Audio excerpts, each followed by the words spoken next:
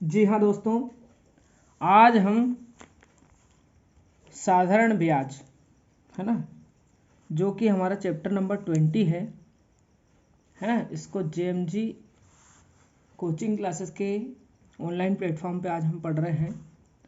और साधारण ब्याज को इंग्लिश में सिंपल इंटरेस्ट बोलते हैं। अगर आप इंग्लिश मीडियम के स्टूडेंट हैं तो आपके लिए भी ये वीडियो बहुत हेल्पफुल हो सकता है, और हिंदी मीडियम वाले स्टूडेंट के लिए भी बहुत ही बढ़िया इंफॉर्मेटिव वीडियो हो सकता है। अगर आप इसका पूरा फ़ायदा उठाना चाहते हैं तो इसे पूरा देखिए और अच्छे से समझिए। आपको जीवन में सिंपल इंटरेस्ट से रिलेटेड कोई भी क्यूरी आज नहीं बचेगी। जितने भी आपकी प्रॉब्लम्स हैं, जितने भी समस्या हैं, आज उनका समाधान हो जाएगा। अगर हम देखें ब्याज, तो ब्याज होता क्या है ना, जिसको हम इंटरेस्ट बोलते हैं। तो ये इंटरेस्ट होता क्या है, ठीक है कि नहीं। जब कोई व्यक्ति किसी साहूकार है ना, कोई जो पैसे देता है उधार है ना, उससे अथवा बैंक से उधार पैसे लेता है, ठीक है। उधार मतलब किसी से हमने अपने यूज़ करने के लिए पैसे लिए और उसको समय आने पे हम वापस दे देंगे, उसको बोलते हैं उधार। इसलिए हमने क्या किया है, किसी से उधार पैसा लिया है। किससे लिया, बैंक से या साहूकार से, है ना। तो उससे जो भी पैसा हम लेंगे वो उधार लेंगे, और हमने जो उधार पैसा लिया है उसका क्या किया, हमने उस धन का यूज़ किया। तो दूसरे को धन प्रयोग करने के लिए उसे धन देना पड़ता है। मतलब अगर कोई दूसरा व्यक्ति आपके धन का उपयोग करता है, या आप किसी दूसरे व्यक्ति के धन का उपयोग करते हैं ना, या उपयोग करते हैं या प्रयोग करते हैं, ठीक है कि नहीं, तो वो आपको क्यों देगा भैया धन। वो आपको इसलिए धन देगा क्योंकि उसको कुछ फ़ायदा मिलेगा, है ना, कुछ उसको प्रॉफिट होगा। जो वो आपको पैसा देगा या आप किसी को पैसा देंगे, उसके आप अकॉर्डिंग, अपने पैसे के अकॉर्डिंग या उसके एवज में आप उससे क्या करेंगे, है ना, कुछ धन या कुछ एक्स्ट्रा चीज़ें लेंगे, है ना, जिससे आपको फ़ायदा होगा। तो इसके लिए आपने उससे क्या है, धन दिया, और धन दे दिया। धन देने के बाद एक समय के बाद आप उसको क्या करते हैं, अतिरिक्त धन देते हैं। क्या देते हैं, उसको अतिरिक्त धन देते हैं। या किसी व्यक्ति को आपने पैसा दिया था तो उससे अतिरिक्त धन लेते हैं, तो उसी अतिरिक्त धन को हम क्या बोलते हैं, ब्याज बोलते हैं। क्या बोलते हैं, ब्याज। या फिर अगर हम दूसरे शब्दों में देखें तो कर्ज लेने वाला व्यक्ति समय की समाप्ति के बाद मूलधन के अतिरिक्त कुछ और राशि का भुगतान करता है। मतलब जो पैसा उसने लिया उसको हम बोलेंगे मूलधन, और इस मूलधन के साथ साथ में वो कुछ एक्स्ट्रा पैसे देता है ना, कुछ अधिक राशि का क्या करता है, भुगतान करता है। यह अतिरिक्त राशि ही क्या है, ब्याज है। इसी अतिरिक्त राशि को हम क्या बोलते हैं, ब्याज कहते हैं। तथा हमने देखा क्या, मूलधन है ना। मूलधन क्या है, कर्ज लेने वाला व्यक्ति समय की समाप्ति के बाद मूलधन के अतिरिक्त कुछ और राशि या अधिक राशि उसका भुगतान करता है। यह अतिरिक्त राशि ही क्या है, ब्याज कहलाती है। इसे आय से प्रदर्शित करते हैं। इसके बाद आप देखोगे मूलधन यानी प्रिंसिपल। यह वह धन है जो कोई व्यक्ति किसी व्यक्ति या बैंक या अन्य वित्तीय संस्थान से कर्ज के रूप में प्राप्त करता है। इसे हम पी से प्रदर्शित करते हैं, और इसको क्या बोलते हैं, प्रिंसिपल बोलते हैं, मूलधन। यानी हमने जो पैसा किसी को दिया या किसी से जो पैसा लिया, जिस पर हमें ब्याज लगेगा या जिस पर हम किसी को ब्याज रिटर्न करेंगे, ठीक है कि नहीं, तो वही पैसा क्या कहलाता है, मूलधन कहलाता है, ठीक है कि नहीं, जिस पर वो लगेगा, है ना। मतलब जैसे आपने किसी कुछ पैसा उधार लिया, माना कि आपने कितना ले लिया, 5,000 रुपये उधार ले लिया, ठीक है, तो यही जो धन है ये क्या है, प्रिंसिपल यानी हमारा पी है, ठीक है कि नहीं। इसके बाद आप देखेंगे क्या है, टाइम। तो टाइम क्या होता है, टाइम देखो, टाइम टाइम क्या है, कर्ज के रूप में लिया गया धन एक निश्चित अवधि के बाद क्या होता है, देय होता है। मतलब हमने किससे पैसा लिया है तो एक समय के लिए लिया होगा, जैसे 1 साल के लिए लिया है, 2 साल के लिए लिया है, तो उसको उस समय के पश्चात यदि 2 साल के लिए लिया है तो उसको उसके बाद हमको वापस देना पड़ेगा। यह अवधि समय कहलाती है, ठीक है कि नहीं। तो जो वापस देने का समय है उसी को हम क्या बोलते हैं, टाइम बोलते हैं, और इसे टी से प्रदर्शित करते हैं। यानी जितने समय के लिए हमने पैसा लिया था, 2 साल के लिए, 3 साल के लिए, वो हमारा क्या है, टाइम है, ठीक है कि नहीं। उसके बाद हमको उसका पैसा वापस देना पड़ेगा जिससे भी हमने पैसा लिया है, ठीक है कि नहीं। समय के बाद हमको दर के बारे में पता होना चाहिए, जिसे हम रेट बोलते हैं। प्रत्येक कर्ज एक निश्चित दर पर दिया जाता है, जिसे प्रायः प्रतिशत में व्यक्त किया जाता है। इसे आर से प्रदर्शित करते हैं। इनका कहने का तात्पर्य यह है कि कर्ज जो है एक निश्चित समय के लिए दिया जाता है, जैसे कि 1 साल, 2 साल, 3 साल, है ना। तो आपने उसको पैसा दिया, है ना, और पैसा दिया और उससे स्पष्ट बोल दिया कि भैया मैं 5% का आपसे दर लगाऊंगा, मतलब 100 रुपये पर मैं क्या करूंगा, आपसे 5 रुपये लूंगा। कितने लूंगा, है ना, 1 साल में आपसे 100 रुपये में 5 रुपये लूंगा, यानी 100 रुपये पे मैं कितना लूंगा, 5 रुपये लूंगा। ठीक है कि नहीं। 5% अगर प्रतिवर्ष की दर पे दे रहा हूं तो 1 साल में 5% ब्याज लगाएंगे हम। ठीक है कि नहीं, मतलब 100 रुपये पे 5 रुपये 1 साल में गणना करेंगे। अगर हम उसको 6 माही देते हैं, कौन सा, 6 माही, तो हमको क्या करना पड़ेगा, वही 100 रुपये पे रेट जो है, अगर हमने बोला कि हम 100 रुपये पे आपसे 5% का रेट लेंगे, ठीक है कि नहीं, और हम 6 माही इसकी गणना करेंगे, ठीक है ना, तो ऐसी कंडीशन में आपको 6 महीने के 6 महीने 2 बार ब्याज का आपको कैलकुलेशन करना पड़ेगा, या 2 बार आपका जो है उस रेट से ब्याज का, है ना, कैलकुलेशन किया जाएगा, गणना करेंगे हम। ठीक है। इसके बाद है हमारे पास क्या, मिश्र धन।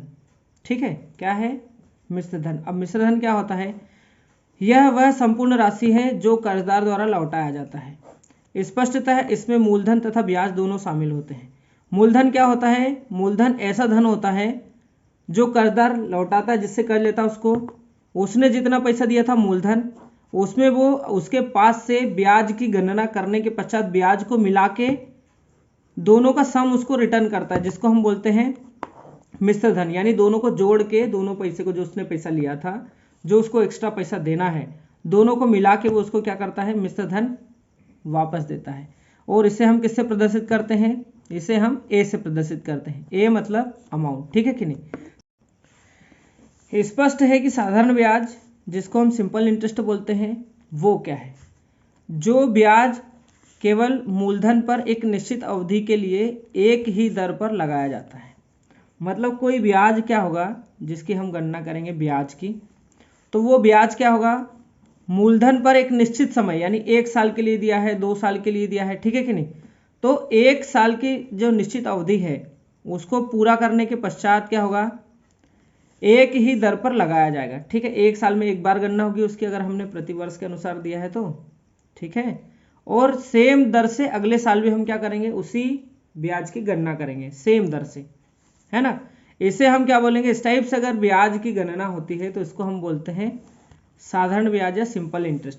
इसमें पहले साल भी सेम ब्याज लगता है, सेम ब्याज लगता है, तीसरे साल भी सेम ब्याज लगता है। जितने भी साल के लिए आप उसको दोगे मूलधन को, हर साल जब आप ब्याज की गणना करोगे तो ब्याज की जो वैल्यू आएगी या ब्याज की जो गणना होगी वो हर बार बराबर होगी। ठीक है, तो हम इस प्रकार के ब्याज को बोलेंगे साधारण ब्याज। अब इसके कुछ फॉर्मूले हैं, जैसे कि आप देखेंगे मूलधन, है ना, और अगर ब्याज दोनों को हम प्लस करके एक अमाउंट प्राप्त करें या कुछ धनराशि प्राप्त करें, उसको हम बोलेंगे मिश्र धन, यानी अमाउंट। क्या बोलेंगे उसको, अमाउंट बोलेंगे।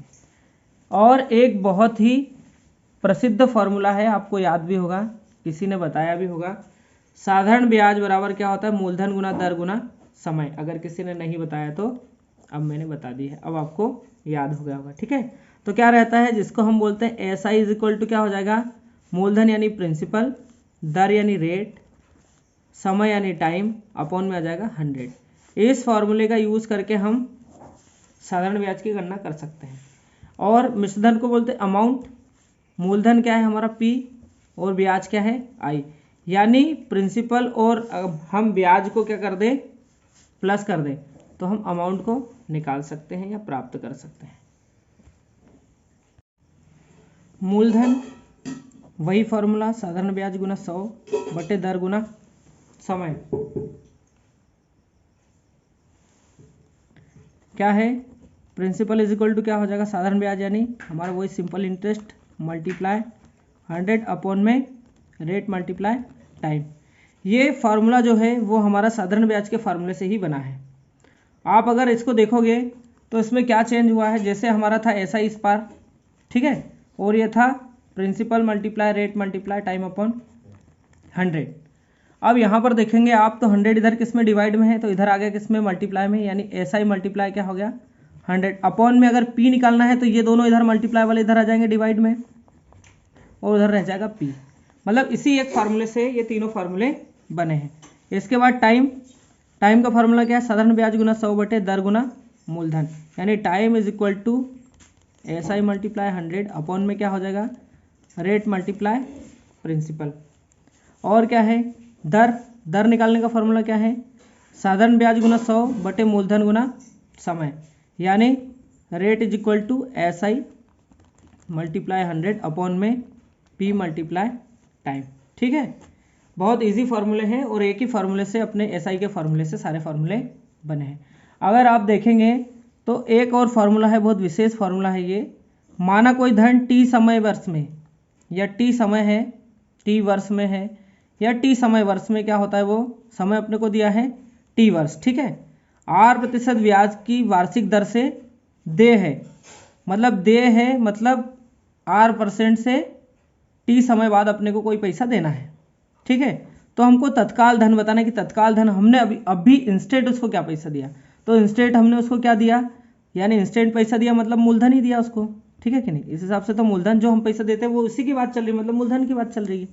तो क्या है मूलधन निकालने का फॉर्मूला, तत्काल धन निकालने का, देय धन यानी हमारा जो है अमाउंट मल्टीप्लाई 100 अपॉन में आ जाएगा क्या 100 प्लस R मल्टीप्लाई T।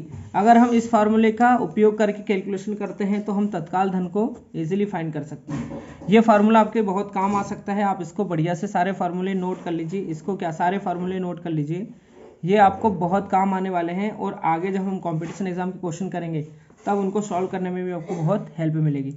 अगला वीडियो जो हमारा पार्ट 2 रहेगा उसमें हम क्या करेंगे, हम इस चैप्टर के अब क्वेश्चन सॉल्व करेंगे जिनसे आपको प्रैक्टिस हो जाएगी और क्लियरिटी हो जाएगी कि इन क्वेश्चंस को कैसे सॉल्व करना है।